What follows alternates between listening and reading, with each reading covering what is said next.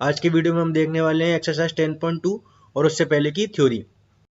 तो इस एक्सरसाइज में हम देखेंगे number of tangents from a point on a circle.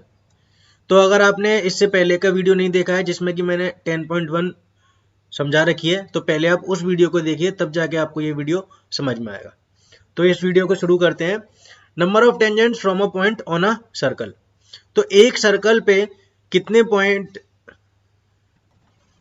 हो सकते हैं, यानी कि एक सर्कल पे कोई पॉइंट कितने तरीके से लाई कर सकता है, तो वो अपन देखते हैं। जैसा कि आपको यहाँ पे दिख रहा है, ये जो पॉइंट P है वो या तो सर्कल के अंदर हो सकता है, और यहाँ पे आपको दिख रहा होगा ये जो पॉइंट P है इधर है, वो सर्कल के अंदर है। ये जो पॉइंट P है वो इधर है, वो सर्कल के ऊपर है। और ये जो पॉइंट P है वो इस समय बाहर है, यानी कि सर्कल के आउटसाइड लाई कर रहा है। तो कोई भी पॉइंट है उसके पास तीन ही ऑप्शन हो सकती है। या तो वो सर्कल के अंदर होगा, जैसा कि पहला केस में हमको दिख रहा है, सर्कल पर लाई करेगा यानी कि on the circle, second case में दिख रहा है, और आउटसाइड द सर्कल जो कि थर्ड केस में दिख रहा है। अगर हम बात करें कि इनसाइड द सर्कल से हम बनाना चाह रहे हैं टेंजेंट किस पे, सर्कल पे, तो ऐसा पॉसिबल नहीं है। जैसा कि आपको दिख ही रहा है, इसने ये लाइन बना के ड्रॉ किया हुआ है, और ये जो लाइन है वो टेंजेंट नहीं हो सकती, क्योंकि टेंजेंट की डेफिनेशन क्या होती है कि वो सर्कल को टच करता हुआ जाएगा। तो from inside the circle tangent banana impossible है। अब बात करते हैं सेकंड केस की, जिसमें कि जो पॉइंट है वो ऑन द सर्कल है। तो उस केस में तो सीधे सीधे ये टेंजेंट ऐसा बनी जाता है, वो हमने पिछली एक्सरसाइज में देख ही रखा है। अब बात करते हैं तीसरे केस की, जो कि है कि जो पॉइंट है वो कि सर्कल के बाहर है। अगर वो पॉइंट सर्कल के बाहर है तो उस पॉइंट से अपन दो टेंजेंट बना सकते हैं, जो कि आपको दिख रहा होगा। एक ये T1 यहाँ पे इसने बनाया हुआ है, एक ये रहा T1, और एक यहाँ पे इसने बनाया हुआ है T2। This is T1 and this is T2। तो इस तरीके से दो टेंजेंट बनाए जा सकते हैं। अब अगर आपको ये समझ में आ गया है कि आप सर्कल के बाहर से किसी भी पॉइंट से आप सर्कल पर दो टेंजेंट बना सकते हो, तो अब हम ये देखेंगे कि इन टेंजेंट्स की लेंथ कितनी है, और अगर हमको रेडियस गिवन हो और रेडियस के साथ हमको मालूम होगी ये जो पॉइंट P है वो सर्कल से कितना दूर है, तो क्या हम इन टेंजेंट्स की लेंथ के बारे में बता सकते हैं कि नहीं, तो वो हम फाइंड करने वाले हैं आगे। तो पहले आपको समझना होगा कि लेंथ ऑफ टेंजेंट किसे कहते हैं। P से लेके T1 तक की लेंथ को बोला जाएगा लेंथ ऑफ टेंजेंट, और उसी तरीके से P से लेके T2 तक की लेंथ को बोला जाएगा लेंथ ऑफ टेंजेंट। अब हमको ये देखना है कि ये जो P से लेके T1 तक की लेंथ है, यानी कि ये वाला जो टेंजेंट है क्या वो दूसरे वाले टेंजेंट के बराबर है। ये जो टेंजेंट है P से लेके T1 वाला, और ये जो टेंजेंट है दूसरा P से लेके T2 वाला, क्या ये दोनों टेंजेंट बराबर है। तो उसके लिए हमको प्रूफ देखना पड़ेगा। तो हम अगली थ्योरम पे बढ़ते हैं। तो यहाँ पर अपने पास आ चुके हैं थ्योरम नंबर 10.2, जो कि क्या बोलती है। थ्योरम नंबर 10.2 बोलती है कि the length of tangents drawn from an external point to a circle are equal. यानी कि जो अभी अपन ऊपर बात कर रहे थे, PT1 एक टेंजेंट है, PT2 दूसरा टेंजेंट है, तो क्या वो दोनों बराबर लेंथ के हैं। हाँ, वो दोनों बराबर लेंथ के हैं, और उसके लिए प्रूफ वो यहाँ पे क्या कर रहा है। तो उसने हमसे बोला है कि इसमें एक सर्कल है और उसके बाहर एक पॉइंट P है, जो कि ये हमको गिवन है पॉइंट P, और इस पॉइंट P से उसने दो टेंजेंट ड्रॉ करे हैं, जो कि है PQ और PR। अब हमको प्रूफ क्या करना है, तो हमको प्रूफ करना है कि PQ जो है वो PR के बराबर है। तो उसके लिए हम क्या करेंगे, उसके लिए हम करेंगे कि हम दोनों ट्रायंगल को लेंगे। कौन कौन से ट्रायंगल, OQP एंड ORP। और वो दोनों ट्रायंगल कैसे हैं, राइट एंगल ट्रायंगल है। ऐसा क्यों, क्योंकि हमने पिछली एक्सरसाइज में पढ़ा था कि रेडियस जो होती है वो टेंजेंट के कैसी होती है, 90 डिग्री पे होती है। इसका मतलब क्या है, इसका मतलब ये वाला जो एंगल है, एंगल OQP, और ये वाला जो एंगल है, एंगल ORP, ये दोनों कैसे होगा, 90 डिग्री के होगा। अब उसने बोला है कि ट्राइंगल OQP और ORP, यानी कि ये ऊपर वाला ट्राइंगल और नीचे वाला ट्राइंगल, इन दोनों को कंसिडर करो। तो इन दोनों में आपको दिख रहा होगा कि एक एंगल 90 डिग्री का है, जो कि आपको दिख रहा है कौन सा है, OQP और ORP। तो वो दोनों एंगल कितने के, 90 डिग्री के। और ये जो OP है वो दोनों ट्राइंगल में कैसी है, कॉमन है। और OQ जो है वो OR के बराबर है, क्योंकि दोनों कैसी है, रेडियस ऑफ दी सर्कल है। तो ये आपको समझ में आ गया, रेडियस ऑफ द सर्कल की वजह से बराबर बोल रहा है, OP कॉमन बोल रहा है, और ये जो एंगल है बहुत 90 डिग्री का है। तो RHS क्राइटेरियन से, यानी कि राइट एंगल, हाइपोटेनियस और एक साइड, ये तीन चीजें बराबर है, इसलिए ये दोनों ट्रायंगल कैसे हो गए, कॉन्ग्रुएंट हो गए। तो RHS क्राइटेरियन से ये दोनों ट्रायंगल अगर कॉन्ग्रुएंट है, तो CPCT से PQ बराबर किसका आ गया, PR के बराबर आ गया। तो यहां से हमको समझ में आ गया कि the length of tangent drawn from an external point to a circle are equal, यानी कि अगर आप किसी भी सर्कल के बाहर से किसी भी पॉइंट पे आप कोई भी टेंजेंट बनाओगे, फॉर एग्जांपल अगर मैं यहां से लेता हूं, मान लीजिए एक पॉइंट लेता हूं एस, और यहां से अगर मैं टेंजेंट बनाता हूं तो वो टेंजेंट इस तरीके से अगर जाएंगे तो ये टेंजेंट जो होंगे वो दोनों, उनकी लेंथ कैसी होगी, बराबर होगी। ये हमको इस वाली थ्योरम से समझ में आना चाहिए। अब वो आगे क्या बोल रहा है कि ये जो सेम थ्योरम है वो इस तरीके से भी प्रूव हो सकती है, और दूसरी तरीके से कैसे प्रूव हो जाएगी, bye Pythagoras theorem. Pythagoras theorem से भी इसको अपन प्रूव कर सकते हैं, जो कि इस तरीके से है कि पी क्यू स्क्वायर को अपन लिख सकते हैं OP square minus O Q square, और ओ क्यू की जगह अपन क्या लिख सकते हैं, ओ आर स्क्वायर, क्योंकि ओ क्यू और ओ आर क्या है, रेडियस है। और एक बार अपन ने अगर ओ आर लिख दिया तो OP square minus O R square किसके हो जाएगा, पी आर स्क्वायर के बराबर हो जाएगा, क्योंकि ओ क्यू किसके बराबर है, खुद ओ आर के बराबर है। तो इस तरीके से पी क्यू स्क्वायर अगर पी आर स्क्वायर के बराबर है तो दोनों तरफ रूट लेने से अपन को क्या मिल जाएगा कि P Q is also equal to P R. तो सेम थ्योरम अपन इस तरीके से प्रूव कर सकते हैं। बट अगर एग्जाम पॉइंट ऑफ व्यू से देखें, अगर एग्जाम में ये थ्योरम प्रूव करने को आती है तो अपन जो ऊपर वाला मेथड है उसी से प्रूव करेंगे। और इस थ्योरम से हमको एक और पॉइंट क्या समझ में आता है कि angle OPQ is equal to angle OPR। OPQ angle कौन सा है, ये वाला, और ये वाला जो एंगल है वो किसके बराबर बोल रहा है, वो इस वाले के बराबर बोल रहा है। यानी कि ये जो PO है, PO कौन सी लाइन हो गई, PO हो गई सेंटर से जो जिस पॉइंट से हमने टेंजेंट ड्रॉ करे हैं, अगर उन दोनों को ज्वाइन कर दिया जाए तो ये जो लाइन है वो क्या हो जाएगी, एंगल बाइसेक्टर हो जाएगी, किसकी, एंगल P की। और सिमिलरली ये वाली भी एंगल कैसे हो जाएंगे, बराबर, क्योंकि दोनों ट्रायंगल कॉन्ग्रुएंट है तो सब कुछ बराबर ही होने वाला है। तो ये हमको याद रखने वाली बातें इसमें से क्या क्या है कि एक तो ये एंगल बाइसेक्टर हो जाएगा और दूसरी ये लेंथ ऑफ टेंजेंट बराबर हो जाएगी। इसी इंफॉर्मेशन के साथ अपन आगे बढ़ते हैं एग्जांपल नंबर 1 की तरफ। एग्जांपल नंबर 1 में हमको बोल रहा है कि दो कॉन्सेंट्रिक सर्कल है। कॉन्सेंट्रिक सर्कल किसे कहते हैं, जिनका की सेंटर सेम हो। तो वो हमको बोल रहा है कि दो कॉन्सेंट्रिक सर्कल है और उसमें जो बड़ा सर्कल है उसकी जो कॉर्ड है वो छोटे वाले सर्कल को टच कर रही है, ऐसा उसने हमको क्वेश्चन में गिवन दे दिया है। और वो बोल रहा है कि इसको प्रूव करना है कि ये जो कॉर्ड है वो बाइसेक्टेड है at the point of contact, यानी कि हमको प्रूव करना है कि AP is equal to PB है। ये हमको क्या करना है, टू प्रूव। बाइसेक्ट का मतलब क्या होता है, हाफ, इक्वल हाफ में बांटना, यानी कि आधा आधा करना। तो अगर ये कॉर्ड इसको बाइसेक्ट कर रही है तो वो कब करेगा, जब AP इक्वल टू PB हम प्रूव कर देंगे। तो सिंपल सा सवाल है, इसको सॉल्व करने के लिए हमको क्या करना पड़ेगा। तो देखो, अगर ये कॉर्ड जो है इस सर्कल को टच कर रही है, C2 को, यानी कि छोटे वाले सर्कल को अगर टच कर रही है तो आपको मालूम होगा कि ये क्या हो गया, टेंजेंट। और अगर ये टेंजेंट हो गया तो अगर हम सेंटर से इसको ज्वाइन कर देंगे पॉइंट P को, तो टेंजेंट से रेडियस हमेशा कैसा एंगल बनाएगा, 90 डिग्री का। इसका मतलब ये एंगल कितने का होगा, 90 डिग्री का। और हमने 9th क्लास में पढ़ा था कि perpendicular from the centre bisects the chord. अगर हम सेंटर से परपेंडिकुलर लाइन ड्रॉ कर देते हैं कॉर्ड पे तो वो कॉर्ड को क्या कर देती है, बाइसेक्ट कर देती है। तो अगर अपन बड़े सर्कल की बात करें तो उसका सेंटर कौन सा है, O, और वो OP जो है वो कैसी है, परपेंडिकुलर है किस पे, AB पे। तो यहां से हम 9th क्लास वाली थ्योरम का इस्तेमाल करते हुए बोल देंगे कि AP is equal to PB। इस तरीके से क्या हो गया, हेंस प्रूव्ड। तो ये सवाल हो गया इस तरीके से एग्जांपल नंबर 1। अब अपन बढ़ते हैं एग्जांपल नंबर 2 की तरफ। तो एग्जांपल नंबर 2 में वो हमको बोल रहा है कि एक सर्कल है जिसपे कि पॉइंट T से, जो कि सर्कल के बाहर है, वहां से टेंजेंट ड्रॉ कर दिए और हमको प्रूव करना है कि angle PTQ is equal to 2 times angle OPQ है। तो इस तरीके के क्वेश्चन में जब भी एंगल प्रूफ करने रहते हैं तो सबसे पहले सबसे आसान काम क्या रहता है कि हमको उन एंगल्स को अज्यूम कर लेना चाहिए, जिससे कि क्वेश्चन जो है वो थोड़ा इजी हो जाता है। तो PTQ को हम मान लेते हैं X और इसको मान लेते हैं Y। तो अब हमने मान लिया है, अब हमको इनके X और Y में रिलेशन लाना है, यानी कि हमको टू प्रूफ में क्या करना है, टू प्रूफ में हमको करना है PTQ यानी कि X is equal to 2Y। ये हमको क्या करना है, प्रूफ करना है। तो उसके लिए हम क्या करेंगे, तो सबसे पहले तो आप देखो कि एंगल OPT जो है वो कितने का होगा, तो एंगल OPT होगा 90 डिग्री का। क्यों एंगल OPT 90 डिग्री का क्यों होगा, आपको समझ में आएगा होगा, क्योंकि जो PT है वो क्या है, टेंजेंट है, और रेडियस और टेंजेंट के बीच में हमेशा कितने डिग्री का एंगल रहता है, 90 डिग्री का।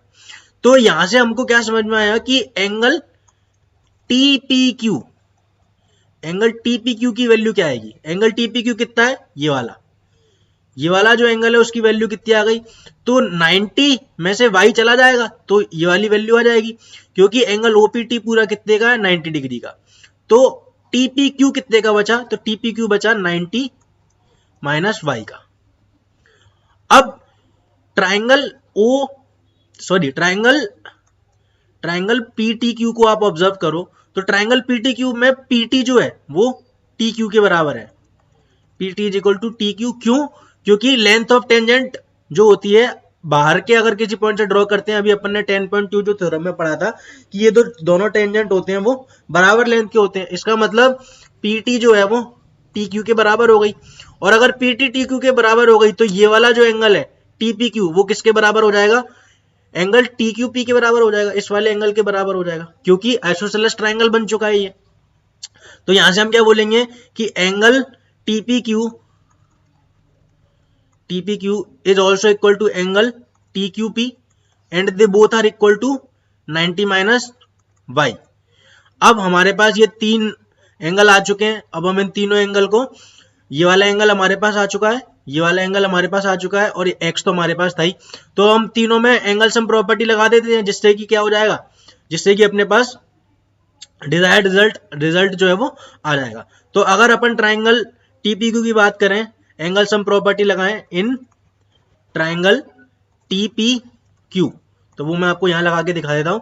तो वो कितना हो जाएगा, वो हो जाएगा x प्लस TQP की वैल्यू रख देंगे तो वो हो जाएगी 90 माइनस वाई, ये हो गया दूसरा एंगल, प्लस तीसरा एंगल कितना है, वो भी है 90 माइनस वाई, और this should be equal to 180 degree. तो यहां से कितना हो गया, x प्लस 90 कितना हो जाएगा 180, और y कितना हो जाएगा माइनस का 2y, this is equal to 180 degree. तो ये 180 जो है वो दूसरी तरफ जाएगा तो 180 से कट जाएगा, तो हमारे पास बचेगा x minus 2y equal to 0। तो यहां से x इक्वल टू कितना आ गया 2y, और यही हमको प्रूफ करना था, तो ये हेंस प्रूव्ड हो गया। अब हम बढ़ते हैं एग्जाम्पल नंबर 3 की तरफ। तो एग्जाम्पल 3 में हमको क्या दिया है कि PQ एक कॉर्ड है जिसकी लेंथ कितनी है 8 सेंटीमीटर की है, और जो सर्कल है उसकी रेडियस कितनी दे रखी है 5 सेंटीमीटर, और इस तरीके से पॉइंट T से दो टेंजेंट बनाए हैं P और Q, और हमको फाइंड करनी है लेंथ ऑफ TP। तो इस क्वेश्चन को करने के लिए सबसे पहले तो हमको ये समझ में आना चाहिए कि जो 10.2 थ्योरम थी वो हमको क्या बोलती थी कि ये जो TP है वो किसके बराबर होगा, TQ के बराबर होगा। और हमने क्या किया, T से O को ज्वाइन कर दिया, सेंटर से ज्वाइन कर दिया T को। तो हमने पिछली थ्योरम में पढ़ा था कि ये वाला जो एंगल है वो क्या होता है, एंगल बाइसेक्टर होता है। ये वाला जो एंगल है वो इस वाली लाइन से बाइसेक्ट हो जाता है, और क्योंकि ये जो TP है वो किसके बराबर है, TQ के बराबर, तो ट्राइंगल TPQ क्या बन चुका है, एक आइसोसेलेस ट्राइंगल बन चुका है। इसका मतलब ये वाला जो एंगल है वो किसके बराबर होगा, इसके बराबर होगा। तो तीसरा एंगल, यानी कि कौन सा एंगल बचा, ये वाला तीसरा एंगल जो है वो ये वाला एंगल बचा, तो ये वाला जो एंगल है वो इस वाले एंगल के बराबर होगा। और ये वाला एंगल अगर इस वाले एंगल के बराबर है और ये दोनों लीनियर पेयर भी हैं, तो क्या होगा, तो अगर अपन इस एंगल को x बोलते हैं तो x प्लस x कितना आना चाहिए 180 के बराबर, क्योंकि ये दोनों एंगल बराबर है तो ये भी x है और नीचे वाला भी x है, और यहां से 2x की वैल्यू कितनी आ गई 180, तो x बराबर कितना आ गया 90 डिग्री। तो यहां से क्या समझ में आया कि ये दोनों एंगल कितने के हैं 90 डिग्री के हैं। तो इस चीज का अपन आगे इस्तेमाल करने वाले हैं। तो अगर ये एंगल 90 डिग्री का है तो इसके बाजू वाला एंगल भी कितने का होगा 90 डिग्री का होगा। यहां से हमको क्या समझ में आया कि OR जो है वो PQ पे कैसी है, परपेंडिकुलर।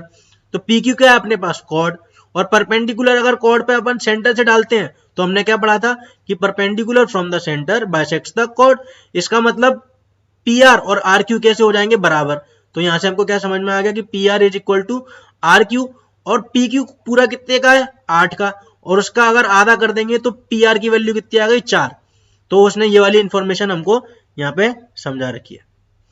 तो यहां से हमको समझ में आ गया कि PR और RQ कैसे हैं 4 के हैं। और अब आपको ये समझना पड़ेगा कि अगर ये 4 का है और PQ 5 का है तो राइट एंगल ट्राइंगल में पाइथागोरस से RO की वैल्यू कितनी आ जाएगी, ये उसने सॉल्व कर रखा है। RO कितना आ गया अपने पास 3 सेंटीमीटर आ गया। ये इंफॉर्मेशन अगर आपको समझ में आ रही है तो अपन आगे बढ़ते हैं ये वाले एंगल यानी कि OPR को आप थोड़ी देर के लिए थीटा मान लो।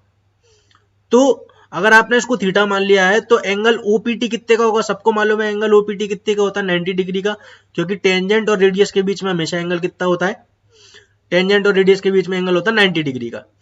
तो ये वाला एंगल अगर 90 डिग्री का है तो एंगल TPR कितने का बचा, तो एंगल TPR कितने का बचेगा, 90 माइनस थीटा का बचेगा। और ये वाला एंगल अगर 90 डिग्री का है, जो कि अपन पहले प्रूव कर चुके हैं, तो ये वाला एंगल भी कितने का बच गया, अगर आप एंगल सम प्रॉपर्टी लगाओगे तो ये वाला एंगल कितने का हो जाएगा, थीटा का। तो ये दोनों ट्रायंगल कैसे हो गए आप देख सकते हो, इसमें एक एंगल थीटा का है, इसमें भी एक एंगल थीटा का है, इसमें एक एंगल 90 डिग्री का है तो इसमें भी एक एंगल 90 डिग्री का है। तो ये दोनों ट्रायंगल कैसे हो गए, सिमिलर हो गए, यानी कि ट्रायंगल TRP जो है वो किसके सिमिलर हो गया, सिमिलर टू ट्रायंगल PRO। और आपको मालूम ही होगा अगर दो ट्रायंगल सिमिलर होते हैं तो उनकी साइड्स का रेशियो क्या हो जाता है, सेम हो जाता है। और ये चीज उसने यहाँ पे हमको नीचे बता रखी है कि दोनों ट्रायंगल सिमिलर है, इसका मतलब RT अपॉन PO अगर आप कर दोगे तो वो RP अपॉन RO के बराबर आ जाएगा। और वहां से आप सॉल्व कर लेंगे तो TP की लेंथ कितनी आ जाएगी, 20/3 सेंटीमीटर। तो ये हमको समझ में आना चाहिए कि ये दोनों ट्रायंगल जो है वो सिमिलर किस तरीके से हुए, वो मैंने आपको समझा दिया। और वो आगे बोल रहा है कि आप इसी चीज को अगर आप सिमिलर ट्रायंगल से नहीं करोगे तो आप पाइथागोरस से भी कर सकते हो, बट वो थोड़े से एक दो स्टेप ज्यादा हो जाएंगे और कैलकुलेशन थोड़ी सी लंबी हो जाएगी। तो पाइथागोरस के लिए क्या करना होगा वो इसने यहाँ पे समझा रखा है। तो उसमें कुछ भी समझाने जैसा नहीं है, आप खुद से कर सकते हो अगर आपको पाइथागोरस लगाना आती है तो इस तरीके से एग्जाम्पल नंबर 3 हो गया। अब हम शुरू करते हैं एक्सरसाइज 10.2। तो एक्सरसाइज 10.2 के पहले क्वेश्चन में वो हमको बोल रहा है कि एक सर्कल है जिसमें कि हमने पॉइंट Q से एक टेंजेंट ड्रॉ किया और जो लेंथ ऑफ टेंजेंट है वो कितनी दे रखी है, length of tangent is 24 centimetre और distance of Q from the centre of the circle वो कितनी दे रखी है, 25 सेंटीमीटर। तो ये जो फिगर है वो मैंने इधर बना रखा है और इस फिगर में हमको OQ यानी कि distance of Q from centre कितनी दे रखी है, 25 सेंटीमीटर। तो ये जो लेंथ है वो कितने की हो गई, 25 सेंटीमीटर की हो गई। और लेंथ ऑफ टेंजेंट हमको कितनी दे रखी है, 24। तो RQ की लेंथ कितनी हो गई, 24 सेंटीमीटर हो गई। ये हमको क्वेश्चन में गिवन है। और OR को हम बोल देते हैं रेडियस, तो रेडियस की लेंथ हमको फाइंड करनी है। अब ये कैसे करेंगे, तो आपको पता होगा कि टेंजेंट और रेडियस के बीच में एंगल कितना होता है, 90 डिग्री का। ये हमने 10.1 में पढ़ा था। तो इसका मतलब ट्राइंगल ORQ क्या हो गया, triangle ORQ is a right angle triangle. तो ट्राइंगल ORQ में हम क्या बोलेंगे कि OR का स्क्वायर प्लस RQ का square is equal to OQ का स्क्वायर बाय पाइथागोरस थ्योरम। तो OR को अपन R लिख देंगे, R स्क्वायर प्लस RQ यानी कि 24 का स्क्वायर इज इक्वल टू 25 का स्क्वायर। यहाँ से हम R स्क्वायर की वैल्यू कितनी लिखेंगे, 25 का स्क्वायर माइनस 24 का स्क्वायर। और ये क्या है, A square minus B square, इसलिए अपन इसको क्या लिख देंगे, 25 माइनस 24 मल्टीप्लाइड बाय 25 प्लस 24। तो यहां से सॉल्व होके R स्क्वायर कितना आ गया, 25 प्लस 24 इज 49 और 25 माइनस 24 इज 1, तो 49 आ गया। तो यहाँ से R की वैल्यू सॉल्व होके कितनी आएगी, जब आप रूट लेंगे तो R इक्वल टू कितना आ गया, 7 सेंटीमीटर। तो option A is our answer. इस तरीके से क्वेश्चन नंबर 1 हो गया। अब अपन क्वेश्चन नंबर 2 की बात करते हैं। क्वेश्चन नंबर 2 में हमको बोल रहा है कि एक सर्कल है जिसमें कि टेंजेंट जो है इस तरीके से पॉइंट T से टेंजेंट बना रखे हैं TP और TQ, और वो बोल रहा है कि एंगल POQ जो है वो कितने डिग्री का दे रखा है, 110 डिग्री का। और हमको फाइंड करना है PTQ कितने का। तो अपन PTQ को क्या मान लेते हैं, x मान लेते हैं। तो ये वाले एंगल को अगर x मान लिया तो अब सबको मालूम होगा कि OPT कितने का होगा, 90 डिग्री का, क्योंकि रेडियस और टेंजेंट के बीच में एंगल कितना होता है, 90 का। सिमिलरली OQT कितने का गया, 90 का, तो ये भी 90 का हो गया। और अब हम सबको मालूम है कि OQTP क्या है, इज अ क्वाड्रिलेटरल। और अगर वो क्वाड्रिलेटरल है तो उसके एंगल्स का सम कितना होना चाहिए, 360 डिग्री। तो यहां से एंगल का सम अपन क्या लिख देंगे, x पहला एंगल, फिर 90 प्लस 110 प्लस 90, ये चारों एंगल है और इन सबका सम कितना आना चाहिए, 360 डिग्री। तो यहां से आप x के लिए सॉल्व कर लोगे तो आपका आंसर कितना आ जाएगा, 70 डिग्री। तो इस तरीके से option B is our answer. इस तरीके से क्वेश्चन 2 हो गया। अपन क्वेश्चन नंबर 3 की तरफ बढ़ते हैं। तो क्वेश्चन नंबर 3 में हमको दे रखा है कि PA और PB दो टेंजेंट है फ्रॉम पॉइंट P जो कि सर्कल के बाहर है, और वो जो दोनों टेंजेंट है उनके बीच में एंगल कितना दे रखा है 80 डिग्री, और वो पूछ रहा है कि POA की वैल्यू कितनी आएगी। तो सबसे पहले तो हमको क्या समझना पड़ेगा कि POA अगर आपको फाइंड करना है तो पहले POA बना तो लो। तो ये हमने POA बना लिया, ये हमने POA बना लिया। अब POA फाइंड करना है तो इसको अपन अभी के लिए x नाम दे देते हैं। तो POA फाइंड करना है तो अब हमको इतना तो मालूम है कि ये जो एंगल OAP है वो कितने का होगा, 90 डिग्री का होगा। क्यों? क्योंकि रेडियस और टेंजेंट के बीच में हमेशा एंगल कितने का होता है, 90 डिग्री का। तो ये 90 डिग्री का हो गया। अब अगर हमको ये वाला एंगल, यानी कि ये वाला एंगल अगर पता लग जाए तो हमारा काम हो जाएगा, क्योंकि फिर अपन इस ट्राइंगल में एंगल सम प्रॉपर्टी की मदद से x की वैल्यू फाइंड कर लेंगे। तो ये वाला जो एंगल है वो कैसे फाइंड कर सकते हैं, तो उसके लिए हमने पढ़ा था कि अगर अपन सेंटर से जिस पॉइंट पे टेंजेंट बना रहे हैं, यानी कि पॉइंट P से अगर सेंटर को ज्वाइन कर देते हैं, तो हमने 10.2 की थ्योरम में पढ़ा था कि ये जो है वो एंगल बाइसेक्टर का काम करती है, ये वाली लाइन। तो इसका मतलब ये वाला एंगल कितने का हो जाएगा, तो 80 डिग्री अगर ये पूरा है तो ये कितने का हो जाएगा, 40 डिग्री का हो जाएगा। और अगर ये 40 डिग्री का है तो ट्राइंगल OAP में हम क्या कर देंगे, एंगल सम प्रॉपर्टी लगा देंगे। तो x plus 90 plus 40 must be 180 degree, और इसको सॉल्व कर लेंगे तो x प्लस 130 कितना हो जाएगा, 180 के बराबर। और यहाँ से x की वैल्यू कितनी आ गई, 180 माइनस 30 दैट इज 50 डिग्री। तो इस तरीके से अपना आंसर आ गया ऑप्शन ए। और हम क्वेश्चन नंबर 4 की तरफ बढ़ते हैं। तो क्वेश्चन नंबर 4 में हमको प्रूव करना है कि अगर अपन डायमीटर के एंड से टेंजेंट्स ड्रॉ करें तो वो कैसे होंगे, पैरेलल होंगे, ये हमको प्रूव करना है। तो उसके लिए हम क्या करते हैं कि हमने एक सर्कल बना लिया जिसका कि सेंटर O है, और एक डायमीटर बना लिया जिसके अबाउट हमने क्या बना लिया, टेंजेंट बना लिया। तो टेंजेंट की लाइन कौन सी हो गई, PQ और RS, और वो टेंजेंट सर्कल को कहाँ पे टच कर रहे हैं, A पर और B पर। और हमको ये प्रूव करना है कि PQ जो है वो पैरेलल टू किसके है, RS के है। तो PQ पैरेलल टू RS के लिए हमको क्या समझना पड़ेगा कि PQ और RS के बीच में जो ट्रांसवर्सल लाइन है वो कौन सी हो जाएगी, AB जो हो जाएगी, AB is our transversal line. अगर ये भी अपनी ट्रांसवर्सल है तो आपको मालूम होगा कि एंगल PAB का जो एंगल है वो कितने का होगा, 90 डिग्री का होगा। क्यों? क्योंकि रेडियस और टेंजेंट के बीच में एंगल हमेशा कितने का होता है, 90 डिग्री का। और सिमिलरली एंगल SBO वो भी कितने का होगा, 90 डिग्री का। तो बाय अल्टरनेट इंटीरियर एंगल, अगर अल्टरनेट इंटीरियर एंगल दोनों बराबर है, जैसा कि आपको दिख रहा है कि ये वाला जो एंगल है वो इस वाले एंगल के बराबर आ गया, बोथ 90। तो अल्टरनेट इंटीरियर एंगल अगर बराबर है तो जो लाइंस है वो कैसे हो जाएंगी, पैरेलल। तो इसीलिए PQ पैरेलल टू RS हो गया। इस तरीके से अपना क्वेश्चन नंबर 4 हो चुका है। अगर आपको इसकी थ्योरी देखनी है तो आपको इसकी थ्योरी नेट पर देखनी पड़ेगी, मैं सिर्फ आपको कॉन्सेप्ट समझा रहा हूँ। इस सवाल को अगर पेपर में आता है तो लिखना कैसे है वो आपको खुद से सीखना पड़ेगा। तो अब अपन बढ़ते हैं क्वेश्चन नंबर 5 की तरफ। क्वेश्चन नंबर 5 में वो हमको बोल रहा है कि prove that the perpendicular at the point of contact to the tangent to a circle passes through the centre. तो पॉइंट ऑफ कॉन्टैक्ट किसे कहते हैं, मैंने आपको पहले बताया था। पॉइंट ऑफ कॉन्टैक्ट उसे कहते हैं जो कि टेंजेंट पे और सर्कल पे दोनों पे लाई कर रहा हो। तो इधर पॉइंट ऑफ कॉन्टैक्ट कौन सा हो गया, ये जो पॉइंट ए है वो अपना क्या हो गया, ये जो पॉइंट ए है वो अपना क्या होगा, पॉइंट ऑफ कॉन्टैक्ट, क्योंकि वो सर्कल पर भी लाई कर रहा है और टेंजेंट पर भी लाई कर रहा है।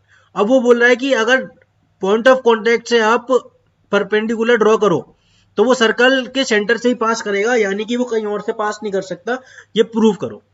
तो इसको हम सॉल्व करने के लिए क्या करेंगे, हम मान लेते हैं कि ये सेंटर है O और ये कोई भी पॉइंट है Q। हम मान लेते हैं कि परपेंडिकुलर, चलो मान लेते हैं कि परपेंडिकुलर O से पास नहीं कर रहा, तो अगर वो O से पास नहीं कर रहा तो वो कहीं और से पास करेगा। तो हमने मान लिया कि चलो वो Q से पास कर रहा है। अब क्वेश्चन में हमको गिवन है कि ये परपेंडिकुलर है, तो अगर अपन इस पॉइंट को मान लो P नाम देते हैं, तो एंगल QAP शुड भी कितना हो जाएगा, 90 डिग्री, क्योंकि ये हमको क्वेश्चन में गिवन है। तो हम लिख देंगे क्योंकि ये हमको गिवन है। और हमको मालूम है कि एंगल OAP वो कितने का हो जाएगा, 90 डिग्री का। क्यों? क्योंकि थ्योरम 10.1 हमने पढ़ी थी, उसमें क्या बोलता है वो थ्योरम 10.1 से, उसमें क्या बोलता है कि angle between radius and tangent is 90 degree. But यहां से क्या समझ में आ रहा है, तो इन दोनों से तो क्या समझ में आया कि एंगल QAP जो है वो किसके बराबर हो गया, एंगल OAP के बराबर। पर वो तो हमको दिख रहा है कि ऐसा तो नहीं है, एंगल QAP जो है वो एक्चुअली में एंगल OAP से छोटा है। तो ये जो है वो क्या आ गया, रॉन्ग रिजल्ट आ गया, गलत आ गया। तो ऐसा कब होगा, ऐसा सिर्फ तभी हो सकता है जब Q जो है वो O में जाके मिल जाए, यानी कि Q और O क्या हो जाए, कोइंसाइड हो जाए। ऐसा सिर्फ तब हो सकता है। तो इस वजह से हम क्या बोलेंगे कि जो हमने माना था वो गलत था, और जो Q है वो O में कोइंसाइड कर जाएगा। तो यहां से समझ में आ रहा है कि अगर आप किसी भी टेंजेंट पे परपेंडिकुलर ड्रॉ कर दो तो वो सिर्फ पॉइंट ऑफ कॉन्टेक्ट से, अगर आप टेंजेंट पे परपेंडिकुलर ड्रॉ कर दो तो वो सिर्फ और सिर्फ सेंटर से ही पास कर सकता है, किसी और पॉइंट से पास नहीं करेगा। तो ये हमको इस क्वेश्चन में समझ में आ गया। तो ये क्वेश्चन नंबर 5 इस तरीके से हो गया। अब हम बढ़ते हैं क्वेश्चन नंबर 6 की तरफ।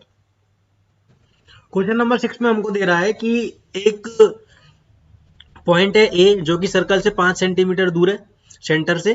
तो हमने ये डिस्टेंस कितनी मार्क कर ली, 5 सेंटीमीटर, क्योंकि हमको गिवन है ये चीज यहाँ पे, डिस्टेंस 5 सेंटीमीटर यहाँ पे गिवन है।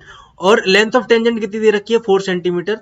तो पी ए की लेंथ कितनी हो गई, 4 सेंटीमीटर, ये हमको इधर गिवन है। तो वो पूछ रहा है कि इस तरीके से अगर कोई फिगर है तो उसमें आप बताओ रेडियस ऑफ सर्कल कितनी हो जाएगी। तो ये अपन एग्जांपल में कर चुके हैं सेम सवाल। तो ये जो एंगल है वो कितने का, वो 90 डिग्री का, क्योंकि रेडियस और टेंजेंट के बीच में एंगल हमेशा कितना होता है, 90 डिग्री का।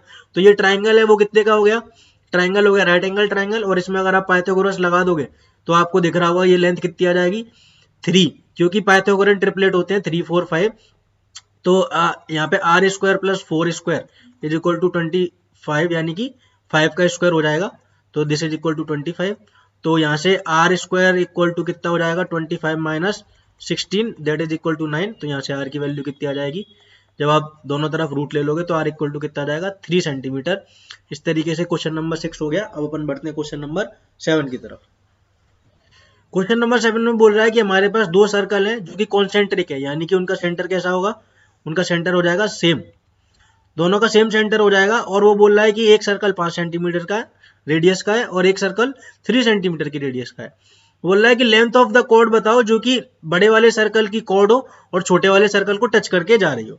तो हम क्या बोलेंगे कि अगर अपन यहाँ से परपेंडिकुलर ड्रॉ करते हैं, या फिर अपन ने इस वाले टेंजेंट पे पॉइंट ऑफ कॉन्टेक्ट पे यहाँ से अपन ने लाइन ड्रॉ कर दी, तो ये एंगल कितने का हो जाएगा, 90 डिग्री का। अगर ये 90 डिग्री का हो जाएगा और ये जो है अगर अपन यहाँ से इसको ड्रॉ करें इस वाले को, तो ये बड़े वाले सर्कल की रेडियस है जो कि कितनी की हो जाएगी, 5 सेंटीमीटर की। और ये जो है आपको दिख रहा होगा ये छोटे वाले सर्कल की रेडियस है, ये वाली जो लेंथ है वो छोटे वाले की है, तो ये कितनी की हो जाएगी, 3 सेंटीमीटर की। और ये आपको समझ में अगर आ गया है तो पाइथागोरन ट्रिपलेट के हिसाब से ये वाली जो लेंथ है वो कितने की हो जाएगी, ये वाली लेंथ हो जाएगी 4 सेंटीमीटर की। आप चाहो तो पाइथागोरन ट्रिपलेट या फिर पाइथागोरस से सॉल्व कर सकते हो कि 5 स्क्वायर इज इक्वल टू 3 का स्क्वायर प्लस दिस स्क्वायर। तो यहाँ से आप सॉल्व करोगे तो 4 आ जाएगा। और अब हमको मालूम है कि perpendicular from the centre bisects the chord, ऐसा अपन ने अभी पहले के एग्जांपल में देखा भी था इस तरीके का सवाल। तो ये अगर 4 है तो perpendicular from the centre bisects the chord की वजह से ये वाली लेंथ भी कितने की आ जाएगी, 4 की आ जाएगी। तो ये पूरी लेंथ कितने की हो गई, 8 की। तो जो लेंथ ऑफ कॉर्ड है वो कितने की हो जाएगी, 8 सेंटीमीटर। इसका क्या आ जाएगा, आंसर आ जाएगा। इस तरीके से क्वेश्चन नंबर 7 हो गया। अब अपन क्वेश्चन नंबर 8 की तरफ बढ़ते हैं। क्वेश्चन नंबर 8 में वो हमको बोल रहा है कि एक क्वाड्रिलेटरल है जो कि सर्कल को क्या कर रहा है, सर्कमस्क्राइब कर रहा है। तो उसमें हमको प्रूव करना है कि A B plus C D is equal to A D plus B C. तो सबसे पहले तो हमको ये समझना पड़ेगा कि जैसे कि ये पॉइंट सी है, ये पॉइंट सी है, तो इस पे आपको दिख रहा होगा कि पॉइंट सी से ये दो टेंजेंट बनाए गए हैं। इसी तरीके से पॉइंट बी से दो टेंजेंट बनाए गए हैं। तो हमने पहले पढ़ा था कि टेंजेंट की लेंथ कैसी होती है, बराबर। तो यहाँ से हमको क्या समझ में आ गया कि सी आर जो है वो सी क्यू के बराबर होगा, क्यू बी जो होगा वो पी बी के बराबर होगा। इसी तरीके से जो जो बराबर है अपन उसको लिख सकते हैं। तो अपन ने उसको यहाँ पे लिख लिया। तो C R is equal to C Q और बी क्यू जो है वो किसके बराबर हो जाएगा, B Q is equal to P B. Similarly A P is equal to A S and D S equal to D R. ये चारों चीज हमने किससे लिख ली, थ्योरम 10.2 से। और हमको प्रूफ क्या करना है, तो हमको प्रूफ करना है A B plus C D is equal to A D plus B C. तो उसके लिए हम क्या कर सकते हैं, उसके लिए हम करेंगे कि अपन क्या करेंगे कि LHS ले लेंगे। तो अपन क्या करेंगे, टेकिंग LHS।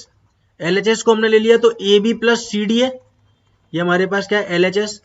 अब ए बी को अपन ब्रेक करके क्या लिख सकते हैं, तो यहाँ पे आपको दिख रहा होगा ए बी को अपन लिख सकते हैं A P plus P B. तो ए बी को हमने लिख दिया A P plus P B. और सी डी आपको यहाँ पे दिख रहा है, सी डी को अपन क्या लिख सकते हैं, C R plus R D, C R plus R D. इस तरीके से अपन ब्रेक कर सकते हैं। अब आप चेक करो एपी जो है, एपी किधर है, एपी ये रहा, एपी की जगह अपन क्या लिख सकते हैं, एएस। तो हमने क्या लिख दिया, एपी की जगह एएस, एपी की जगह एएस लिख दिया। और पीबी किधर है, तो पीबी आपको दिख रहा होगा इधर, पीबी अगर इधर, तो पीबी की जगह क्या लिख सकते हैं अपन, बीक्यू। तो पीबी की जगह अपन ने क्या लिख दिया, बीक्यू लिख दिया। सिमिलरली सीआर, सीआर जो है वो आपको दिख रहा है स्टार्टिंग में, ये रहा सीआर, और सीआर की जगह अपन क्या लिख सकते हैं, सीक्यू। और आरडी की जगह अपन क्या लिख सकते हैं, यहाँ पे आपको दिख रहा होगा डीएस। अब आप चेक करो हमको लाना क्या है, हमको लाना है एडी प्लस बीसी। तो एडी जो है, एडी आपको दिख रहा है, एडी में एएस के साथ एसडी मिलेगा। तो एएस अपने पास है और आपके पास एसडी भी है, तो अपन इन दोनों को ऐड कर देंगे, एएस भी अपने पास और एसडी भी है। तो एएस और एसडी मिलके क्या बन जाएंगे, ए और एसडी मिलके बन जाएंगे एडी। और सिमिलरली बीक्यू और सीक्यू मिलके क्या बन जाएंगे, बीक्यू और सीक्यू मिलके बन जाएंगे बीसी। तो इस तरीके से अपना क्वेश्चन जो है वो सॉल्व हो जाएगा। तो एएस और डीएस मिलके बन गया अपने पास एडी, और बीक्यू और सीक्यू मिलके अपने पास बन गया बीसी। तो ये अपना सवाल हो गया। अब अपन बढ़ते हैं क्वेश्चन नंबर 9 की तरफ। तो क्वेश्चन नंबर 9 में हमको दे रखा है कि दो पैरेलल टेंजेंट्स हैं एक्स वाई और एक्स डैश वाई डैश, जो कि सर्कल को टच कर रहे हैं पी और क्यू पे। और एक और टेंजेंट है जो कि हमने बनाया है सी से पास करते हुए, जो कि एक्स वाई और एक्स डैश वाई डैश को ए और बी पे कट करते हुए जा रहा है। और हमको प्रूफ क्या करना है, हमको प्रूफ करना है कि एंगल ए ओ बी की वैल्यू जो है वो 90 डिग्री है, ये हमको प्रूफ करना है। तो इस क्वेश्चन को करने के लिए हमको क्या करना पड़ेगा कि सबसे पहले हमको ओ को सी से ज्वाइन करना पड़ेगा। तो हम ओ को सी से ज्वाइन कर देते हैं। अब एक बार ओ को सी से ज्वाइन कर दिया तो अब हमको पता लग गया कि ये जो पॉइंट ए है, यहां से हमने एक तरीके से दो टेंजेंट बना रखे हैं एपी और एसी। और हमको मालूम है कि अगर सेंटर से ज्वाइन करने वाली लाइन यानी कि एओ, इसका क्या होती है, एंगल बाइसेक्टर होती है।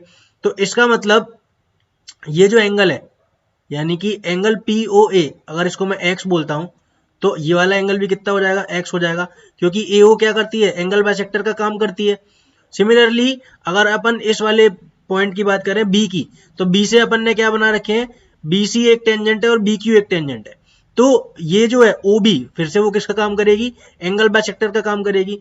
तो अगर इस बार अपन इसको बोल देते हैं वाई, तो ये वाला एंगल अगर वाई है तो ये वाला एंगल भी क्या हो जाएगा, वाई, क्योंकि आपने 10.2 की थ्योरम में ये चीज हमने देखी रखी थी।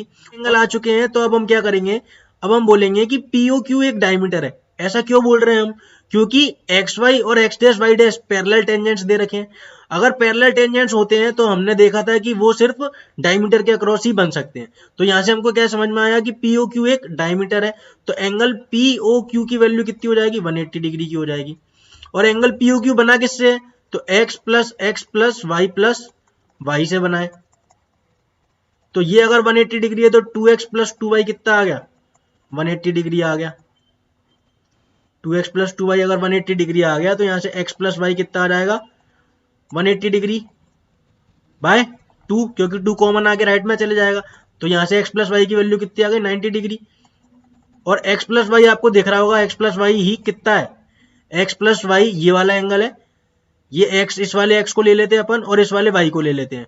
तो ये पूरा एंगल कितने का बन गया, ये पूरा एंगल बन गया angle AOB is equal to 90 degree. तो इस तरीके से अपना क्वेश्चन नंबर 9 हो गया। अब अपन बढ़ते हैं क्वेश्चन नंबर 10 की तरफ।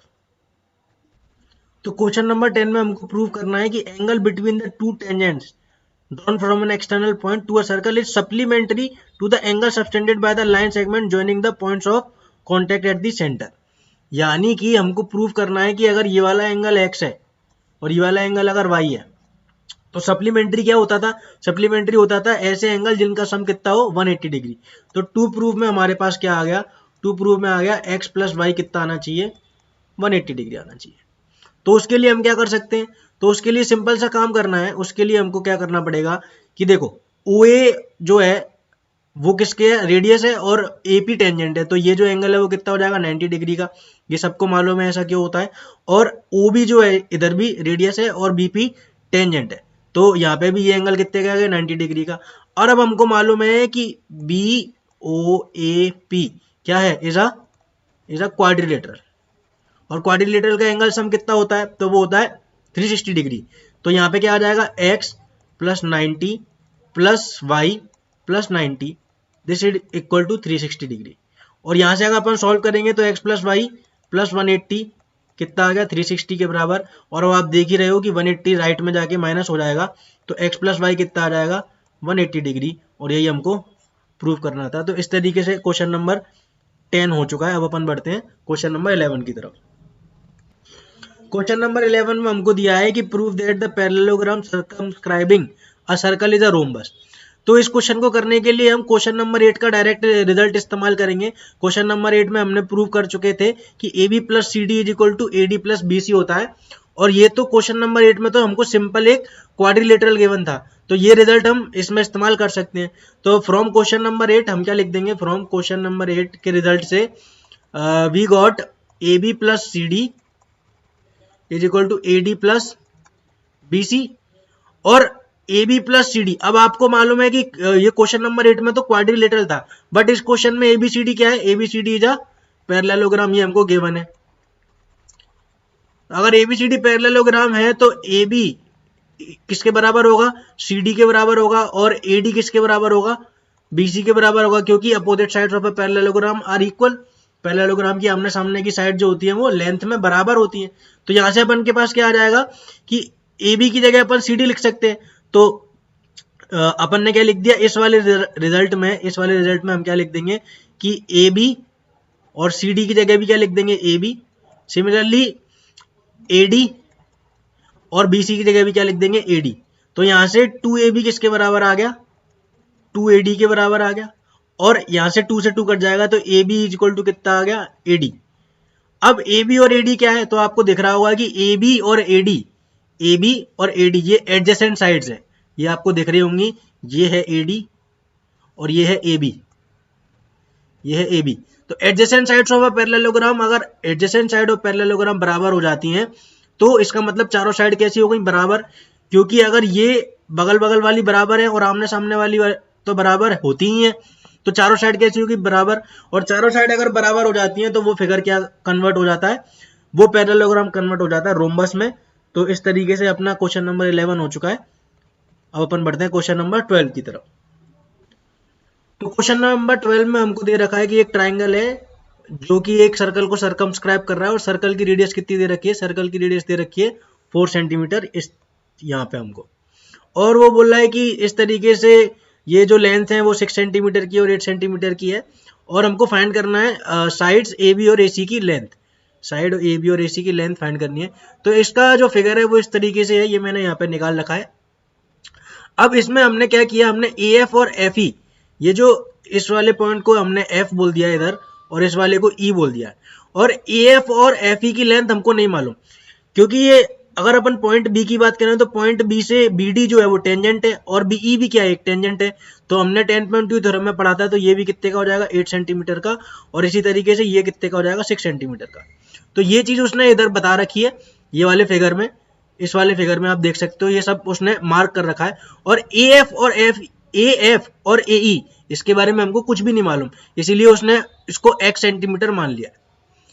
अब एक बार जब x सेंटीमीटर मान लिया तो हम क्या कर सकते हैं, इस पूरे ट्राइंगल का सेमी पेरीमीटर निकाल सकते हैं। आपने 9th क्लास में हेरोन्स फॉर्मूला पढ़ा होगा, तो हेरोन्स फॉर्मूला से अपन इस ट्राइंगल का एरिया फाइंड करने की कोशिश करते हैं। हेरोन्स फॉर्मूला क्या कहता था कि अगर अपने पास एरिया ऑफ ट्राइंगल निकालना और सेमी पेरीमीटर है तो एरिया ऑफ ट्राइंगल का फॉर्मूला होता है एस माइनस ए, एस माइनस बी और एस माइनस सी। हम इस फॉर्मूले की मदद से इस ट्राइंगल का एरिया फाइंड करने की कोशिश करते हैं। तो सेमी पेरीमीटर कितना हो जाएगा, तो सेमी पेरीमीटर हो जाएगा S is equal to B C plus A B plus A C divided by 2।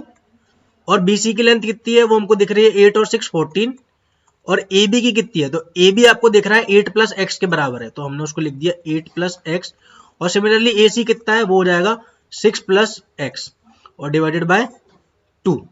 तो ये कितना हो गया अपने पास 14 और 8 और 6 14 28 plus 2x by 2 which is equal to 14 plus x। तो ये अपने पास क्या आ गया, सेमी पेरीमीटर। तो इस ट्राइंगल का अपन ने सेमी पेरीमीटर निकाल लिया, वो कितना आ गया 14 प्लस एक्स। अब इस ट्राइंगल में हम डिफाइन कर देते हैं कि हम ए किसको मानना है, यानी कि फर्स्ट साइड अपन बोल देते हैं अपन फर्स्ट साइड बोल देते हैं BC को, तो वो कितनी हो जाएगी 14 सेंटीमीटर। और B अपन मान लेते हैं AC को, तो वो कितना हो जाएगा, AC हमको दिख रहा है AC कितना है 6 + x, तो हमने AC की वैल्यू रख दी 6 + x। और C हम बोल देते हैं AB को, तो वो कितना हो जाएगा 8 + x। तो अब हम एरिया ऑफ ट्राइंगल में ये वाला फॉर्मूला रख देते हैं। तो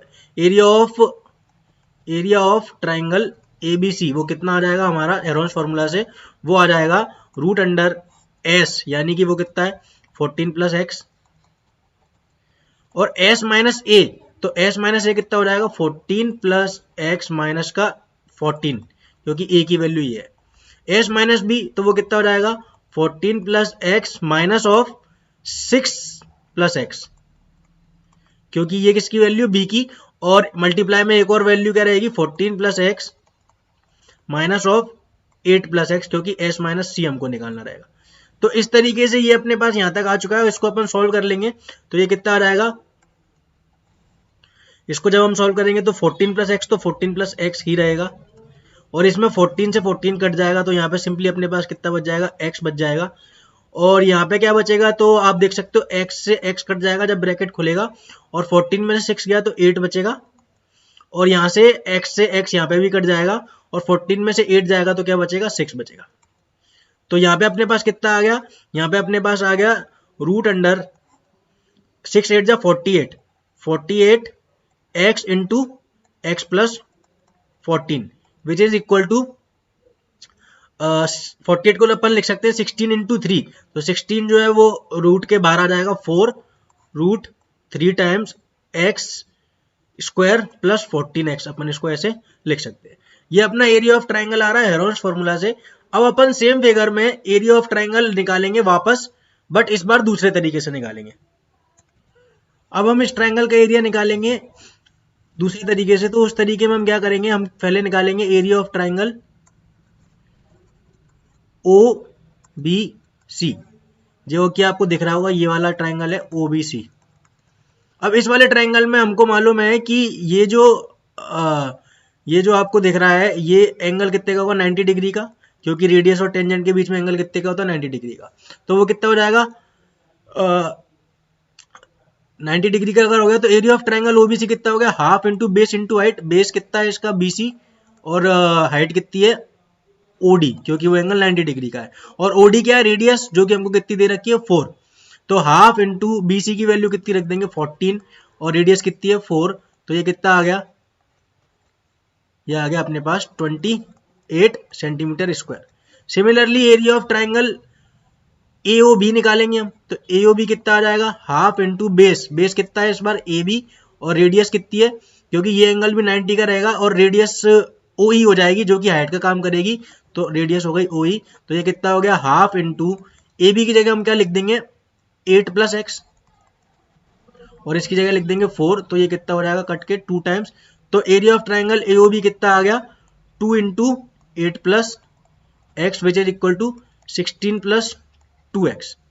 similarly area of triangle AOC हम फाइंड कर लेंगे, तो वो अपने पास कितना आ जाएगा, हाफ इंटू 6 + x इंटू 4, तो ये कितना हो गया 2 टाइम्स, तो ये हो जाएगा 12 + 2x। अब इन तीनों ट्राइंगल के एरिया को अगर हम ऐड कर देंगे, तो अपने पास एरिया ऑफ ट्राइंगल ABC आ जाएगा।